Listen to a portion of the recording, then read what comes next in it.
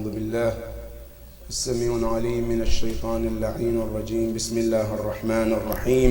الحمد لله رب العالمين، ثم الصلاة والسلام على أشرف الأنبياء والمرسلين، سيدي وحبيبي ونور قلبي أبي القاسم محمد. اللهم صل على محمد وآل محمد وعلى أهل بيته الطيبين الطاهرين المعصومين الذين ذهب الله عنهم الرجس وطهرهم تطهيرا. اللهم صل على محمد وآل محمد. قال الله سبحانه وتعالى في كتابه الكريم: بسم الله الرحمن الرحيم. يا أيها الذين آمنوا كتب عليكم الصيام كما كتب على الذين من قبلكم لعلكم تتقون. صدق الله العلي العظيم. اللهم صل على محمد وآل محمد. عباد الله، أوصيكم ونفسي بتقوى الله. My dear brothers and sisters, Assalamu alaikum wa rahmatullahi ta'ala wa barakatuh. In the beginning, I would like to thank Allah subhanahu wa ta'ala for all His blessings which continuously coming on our way day in and day out. Some of them we cannot even remember, and some of them we can see them around us all the time. And that is why Allah in Surah Al-Rahman constantly asks you and I and jinn kind, فَبِأَيِّ آلَاءِ رَبِّكُمَا تُكَذِّبَانِ? Which one of your Lord's blessings can you deny? That is Allah subhanahu wa ta'ala's blessings. And He says again in the Quran, وَإِن تَعُدُّوا نِعْمَةَ اللَّهِ لَا تُحْصُوهَا. If by chance you think I'm going to count the blessings of Allah that He gave me, that He has done for me, Allah said, let me tell you, none of them you can count. They are countless. Now forget about everything. Just the fact that He guided you and I to Islam, how much can you thank Him? Just being guided. And that is why in Dua al-Iftitah, Imam al-Zaman, he reminds you and I, and he says, Alhamdulillahi alladhi hadana lihada wa ma kunna linahtadi lawla an hadana. Say, all praise belongs to Allah subhanahu wa ta'ala. Who? The one who guided us to this religion, this Islam, this book called Quran, that indeed without His guidance we wouldn't have been who we are today. How much can you thank Allah for this guidance? That is why if you look at it, there is nothing we can do to thank Allah enough. And that is why every time we have to thank Allah. And Imam Ali ibn al-Husayn Zayn al-Abidin alayhi afdalu salatu wassalam, Allahumma salli alayhi, he says in the dua, oh my Lord, how much can I thank you enough? Well, I know for sure every time I thank you, I need another thanks to thank you for the blessing of you giving me to thank you. Allah bless me. I say Alhamdulillah. I say that Alhamdulillah need another Alhamdulillah.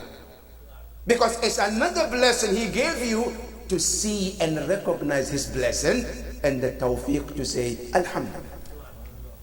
That's how much Allah blessed us. That's why we cannot thank Allah enough. And we send our salutation and respect to His beloved one, the most chosen servant, the most closest servant, the best of all servants, Ar-Rasul al-A'zam sallallahu alayhi wa alihi wa sallam. Allahumma sallam. May the peace and blessing of Allah be upon him, and so as his household, the most knowledgeable ones, the trusted ones with the knowledge of the Quran and Ahlul Bayt and the Prophet, the ones who succeeded the Prophet. the ones who are the translators of the book of Allah, the ones who are the guides after Rasulullah, the ones who are the representative of Allah after Rasulullah. May the peace and blessing of Allah be upon all of them. And we pray. And we pray to Allah to help us to be among the true servants, Ya Rabbal Alameen, and make us to be the true followers of Prophet and Ahlul Bayt alayhimus salam. My dear brothers and sisters, another day we are given to remind one another about Allah subhanahu wa ta'ala. Every Friday is another day that we are blessed to come and get recharged spiritually. You know, we all have iPhones. We have phones. What happened to that phone if it never gets charged for days? It dies. How do you do to bring it back to work? By charging them. Friday is another week of our spiritual charging. That we come together to remind one another about Allah. We know there is Allah. We know the rules of Allah. But human beings normally often forget. So Jum'ah is a day that we come together to remind one another. Like the Quran says to Rasulullah, Ya Rasulullah, your job is to remind them. فَذَكِّرْ إِنَّمَا أَنْتَ مُذَكِّرْ. Ya Rasulullah, remind them. They know. How do they know? Because we put everything in a place called Al-Fitra. In your Fitra, in my Fitra, Allah put everything in there. That Rasulullah comes to remind you what is in that Fitra. And that's the job of Rasulullah. So every Friday is another day to come and remind one another about Allah, about the Prophet, about duties, about responsibility. And one of them is to remind one another about Allah. And let each and every one of us be God conscious, God worried. Let all of us to know that if I cannot see Allah, but Allah can see me. And the most beautiful word you can find from Imam Amir al-Mu'mineen salawatullahi wa salamuhu alayhi,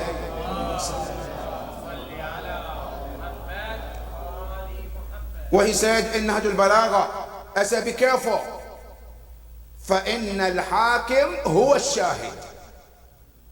The difference between Allah and anyone else is that the judge is the same witness. Today, if you have a case in the court, the judge is sitting to make a rule, but is waiting for you to prove your case or not to prove your case. So he can rule for you or against you. But in the court of Allah, does he need any witness for him? So that he know whether you're guilty or you're not? No, listen to Imam Ali in the Al-Qumayl. I say, Ya Allah, I know something about you. What is it? I say, I know for sure that not only you know, you are assigned 2 angels. الذين وكلتهم بحفظ ما يكون مني وجعلتهم شهودا علي مع جواري. And then he says, وكنت أنت الرقيب علي من ورائي. Those 2 angels, they watching, they writing, they witness everything. But on top of that, I say, you are the most witness on them more than anything they cannot even see. He's a witness. That's why his name is called Ash-Shaheed. Ash-Shaheed means what? The one who witnessed everything. Whether in public or in private, Allah is the one who witnesses and knows everything.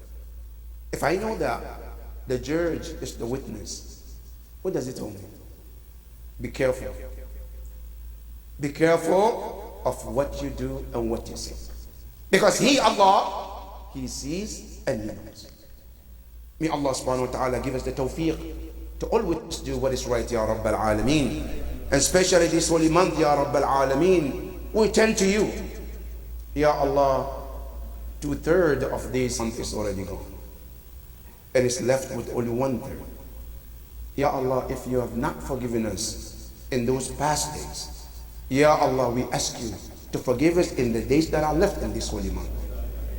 Ya Allah, we ask you, in your knowledge, if you know we are not worthy of forgiveness in those past days, for the sake of this holy night, that you promise yourself not to turn anyone, but to forgive. Ya Allah, let us be among those whom you will forgive in this month. Ya Allah, we ask you to forgive our shortcomings, inshaAllah. My dear brothers and sisters, our khutbah today is continuation of our last week khutbah, which we started about what we call al-muftirat in the holy month of Ramadan. Things that if you are to do them, it breaks your fast. And those things are divided into two. Some of them, they break your fast, and all you need to do is to do a qada. Meaning, after Ramadan, you pay 1 day of that. That is one option. Some of them, no, it's not about paying 1 day. There are also kafara in addition to penalties on top of that. Some of those penalties can be very, very difficult. And it's very important to know those rules as we go through this holy month of Ramadan. Last week we talked about 1 and 2 of things that breaks your fast. And we mentioned number 1, ta'ammudul al-akl, meaning eating intentionally. Knowingly, it's Ramadan. Knowingly, I'm fasting. Knowingly, I'm not supposed to eat, right? And I ate anyway. That makes your fast void. And there is kafara for that. That's number 1. Number 2, we talk about ta'ammud al-shurb, meaning drinking knowingly it's Ramadan. Knowingly I'm not supposed to drink. Knowingly I decided to drink. Also, this makes your fast void. And there is kafara. That is number 1 and 2. And we went through some details about some of the rules from our maraja, especially Samahat al-Sayyid al-Sistani hafadahullah. And we explained about these 2 rules last week. The third one we're going to start today is what our maraja said, ta'ammud al-kadhib ala Allah. Ta'ammud al-kadhib, intentionally fabricating lies and ascribe to Allah. I know Allah didn't say this. I know Allah didn't say that, but I made it up. And then I say, well, Allah said it. Intentionally, knowingly. That also breaks your fast.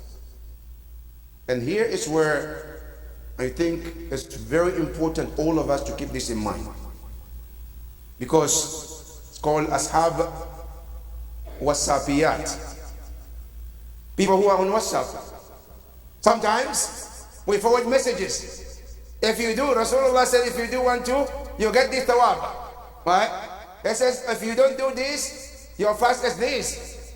Ma anzalallahu biha min sultan. No messenger ever received that message. Meaning, there is no proof about it. Somebody just sat down and made it up. You know, yes, they said, if you read Qul Huwallahu 15 times, Rasul said, inshallah, your hajjah will be done in 10 minutes. And if you don't forward it to 10 people, inshallah, Allah is not going to break your... Oh, there is no such thing in Islam. Forwarding this kind of message, knowingly that Allah didn't say that, that is dangerous in the month of Ramadan. Not only to Allah, they said, wa ala Rasul.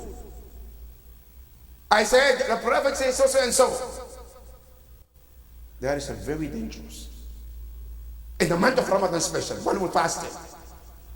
Don't say, Qala Rasulullah, when I'm sure that Rasulullah didn't say it. You know, Rasulullah, he made a dua while he was living. And this dua is very important for all of us to hear that.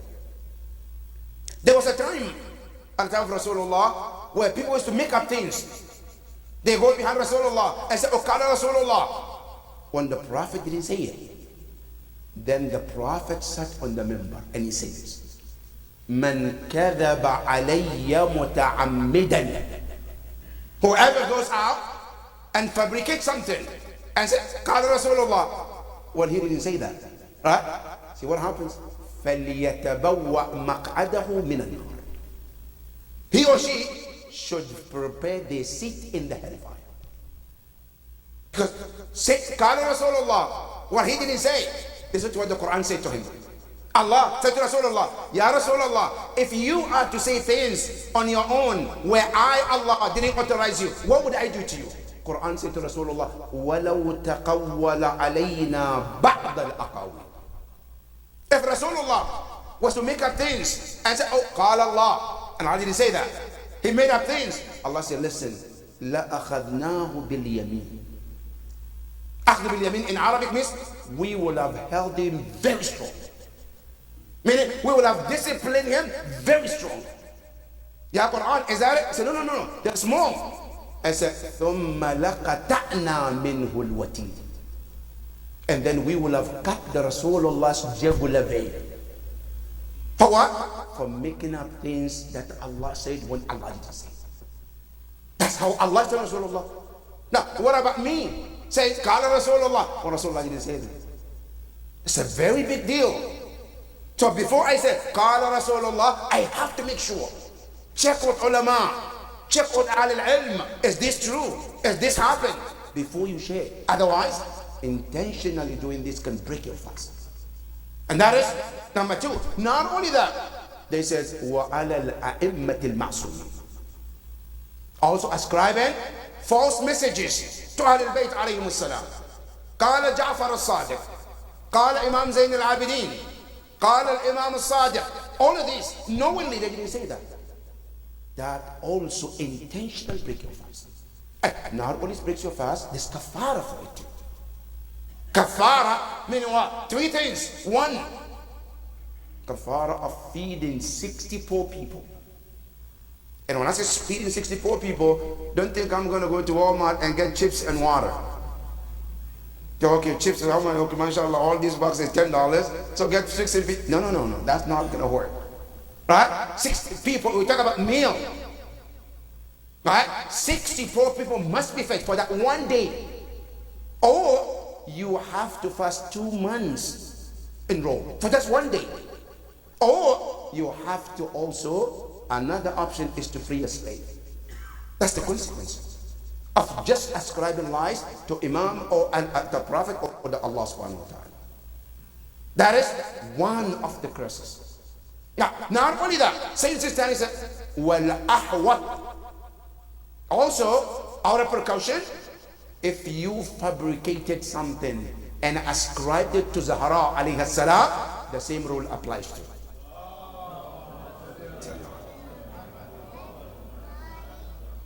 I come up with the hadith, Qala Zahra alayhi salam, when I know she didn't say it, right?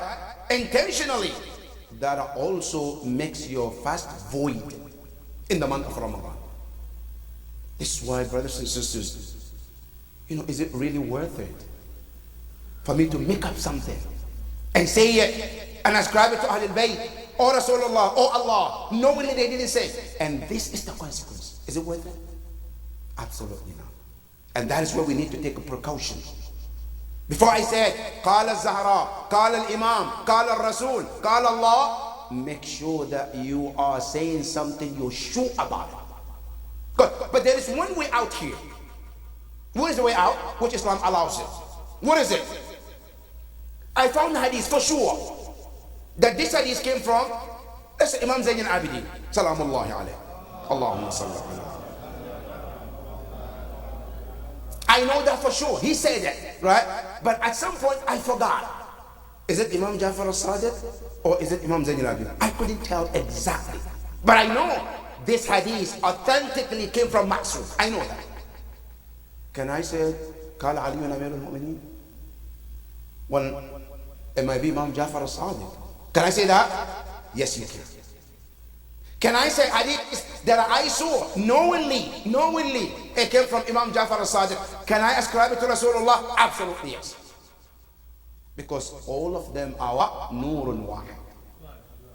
What Imam Ali says is the same thing Imam Jafar al-Sadiq says. What Imam Jafar al-Sadiq says is the same thing what Imam al-Mahdi says. So all of them are Nurun wahid. As long as the narration is authenticated that it came from Ma'sum, you can ascribe it to any of them and it's fine. But first, one have to make sure that yes, indeed, it came from Masum and is authenticated too. Because there are two things here, brothers and sisters. Sometimes there is hadith, we read, قال الإمام, but might not be what? Authentic. Might be fabrication. Imam didn't say it. Right? Now I go around spreading it. قال الإمام, قال الرسول, قال كذا. That's wrong. I have to authenticate it. This hadith is right. Rasulullah said it. It's truth. That's why in Al-Hawz Al-Almiya we have what we call Ilm Al-Diraya, Ilm Al-Hadith, where they learn how to authenticate the hadith. Because not every Qala Rasulullah is because what? Is the truth. No. There are many Qala Rasulullah is absolutely false. Alright? So we have to make sure that the hadith that we quote from Rasulullah is absolutely authenticated and is correct. And that is number 3 of things. One have to be very careful during the month of Ramadan because it can break your fast during the month of Ramadan. That is number 3. Number 4. And this goes to people who have swimming pool at homes. Alright? I have jacuzzi at home. In the month of Ramadan, it's so hot. Right? Can I go swimming in my swimming pool? Can I go, mashallah, diving in my jacuzzi? Just having fun during the month of Ramadan. Somebody says, it's one of the things that breaks your fast. And it's muftarat. Now, Sayyid Sistani, in regarding to this fatwa, he said, number 1, هذا على رأي المشهور. Meaning, majority of the scholars believe so. That doing that breaks your fast. 1, if you submerge yourself, all your body under the water while you're fasting, then that fast becomes void. Now, after iftar, yes, you want to stay there till Fajr, go ahead. No issue. Right? But during the day we're talking about, I'm fasting. Can I go and submerge myself under the water, all my body? Mashhur said absolutely not.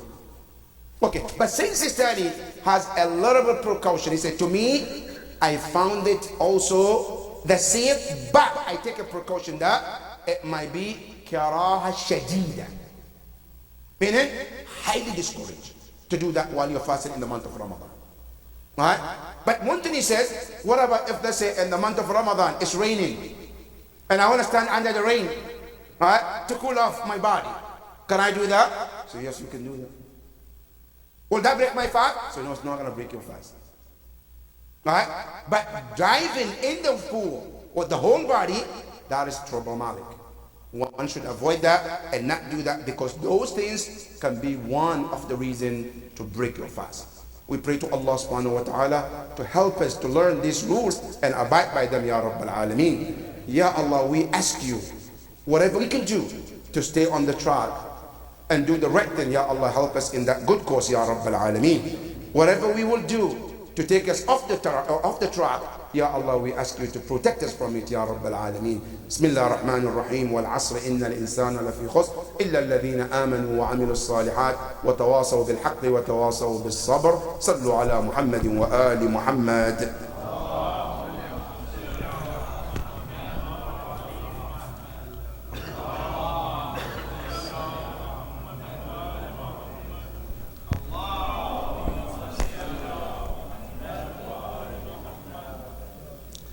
بسم الله الرحمن الرحيم. الحمد لله رب العالمين والصلاة والسلام على محمد وآل محمد. اللهم صل على محمد وآل محمد.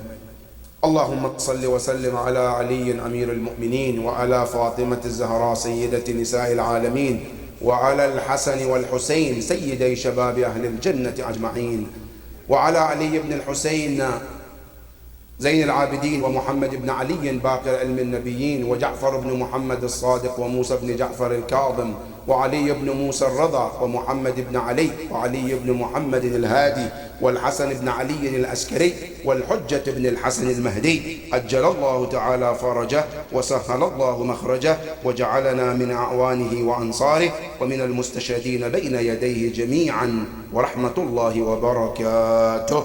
الله. My dear brothers and sisters, one of the very important message of today is all of us should evaluate ourselves. Ramadan, 20 days is almost past. Where am I in terms of my spirituality? Where have I got in that terms? How good have I been in the whole month of Ramadan? Am I progressing for good or coming back progress? No. Many of us who have businesses, you know, the investment, they send you sometimes the investment information. And then they have some bar, like they tell you how your investment is growing. And when it's going down, they bring the bar down too. They tell you the growth of your money. In Islam, it's a business too. With whom? With Allah. And Allah said in the Quran, هَلْ أَدُلُّكُمْ عَلَى تِجَارَةٍ تُنْجِيكُمْ مِنْ عَذَابٍ عَلِيمٍ. Would you like me, Allah, to teach you, to guide you to a business which will protect you from hellfire? Allah is telling you, this is a business with me. What is it? I said, تُؤْمِنُونَ بِاللَّهِ وَرَسُولِهِ. I'll tell you what to do in order to get that business ruling with Allah. So the question is, the month of Ramadan has come, 20 days has passed. Can I sit back and look? What is my progress with Allah subhanahu wa ta'ala? How far have I gotten with my Allah? Am I making profit or am I losing in this? Now if I'm losing, still not too late. There's 10 days coming. I need to reverse everything and work harder to change things towards the good. But if things are still going good, I have to thank Allah subhanahu wa ta'ala and continue good. And this is the time of what? Self-reflection, self-accountability. Because as soon Eid is going to come. And Imam Ali said, the Eid is for those who self-accounted themselves. And they found themselves, they won and they profited in the month of Ramadan. I hope and pray that we are among those groups, Ya Rabbal Alameen. May Allah subhanahu wa ta'ala help us to profit from this holy month, Ya Rabbal Alameen. The second thing, today is a very, very sad day in the history of mankind as well. Today marks the Shahada of Mawla al-Muwahideen, Sayyid al-Qainat, Al-Imam Amir al-Mu'mineen, salawatullahi wa salamu alayhi. That Imam Ali alayhi salam, who served every piece of his body with Islam, for Islam, who served everything that he got for the sake of Allah subhanahu wa ta'ala, who was born and opened his eyes in the house of Allah and closed his eyes in the house of Allah, who Rasulullah said, no one ever served Islam as much as he was. That is Imam Ali alayhi salam. Today, if you are to go to the house of Imam Amir al-Mu'mineen, what is happening in that house? How is the face of Imam al-Hasan al-Mujtaba? How is the face of Imam al-Hussein, Sayyid al-Shuhada? How is the face of Zainab al-Masa'ib alayha salam? The narration said that the night of Shahada of Imam Ali alayhi salam, as things were very difficult at that moment, Imam Ali alayhi salam, he was looking at his children, his family, and as he was crying, one of the companions said, Ya Amir al-Mu'mineen, why are you crying? We know you're going to Jannah. You are Sayyid al-Wasiyyin. Imam Ali alayhi salam says, Al-Buqa laysa ala al-Mawt, wa innama lifaqd al-ahibba wal-a'izza. So my crying is for, not because of death. It's more about missing those dear people that I have around myself. My children, Zainab alayhi salam, the narration said in his final moment, Imam Ali alayhi salam, his forehead started to sweat so heavily. Zainab alayhi salam asked him, Ya Aba Araka wa kad araka jabinuk. I see that your forehead is sweating so heavily. What is the news about it? Then Imam Ali said to Zainab alayhi salam, لقد سمعت جدكم رسول الله يقول أن المؤمن إذا نزل به الموت عرق جبينه وسكن عنينه. So I heard Rasulullah tells me that when a mu'min is about to leave this world, one of the signs is that the forehead becomes sweating, and then his body started to get colder and colder until the final moment. Zainab alayhi salam and Ahlul Bayt alayhi salam, the moment they heard this, they busted into tears. Peace be upon him on the day he was murdered, and peace be upon him on the day he will be resurrected. May the Almighty Allah help us to follow the teaching of Imam Ali and Amir al-Mu'mineen, and may the Almighty Allah grant all of us the shafa'ah of Imam Ali in Yawm al-Qiyamah, inshaAllah. The last not the least, it's about what is happening in Gaza again. It's really heartbreaking to see another attacks on these Mazlumin. We saw these years, days that are gone, those months that are gone, and they called for ceasefire. And we thought it's a time for the Palestinians to at least to breathe. And they haven't even started to breathe well, and now another bombs is started to be dropped on them. And the world is watching and quiet about it. Ya Allah, if we don't have anyone, but we have you, Ya Allah. Ya Allah, if we don't have any supporter, we have you. Ya Allah, we ask you to help our brothers in that part of the world, Ya Rabbal Alamin. Ya Allah, we ask you, any corner of the earth, whether a Muslim or a mu'min or a human being for that matter, who is being oppressed for any reason, Ya Allah, we ask you to end that oppression for them, Ya Rabbal Alamin. Ya Allah, we ask you to hasten the appearance of our 12th Imam, Ya Rabbal Alamin. Ya Allah, we ask you day in and day out, all those mu'mineen and mu'minat going through stress, difficulty, make it easy for them, Ya Rabbal Alamin. Bismillah ar-Rahman ar-Rahim. قل هو الله أحد الله الصمد لم يلد ولم يولد ولم يكن له كفوا أحد صدق الله العلي العظيم.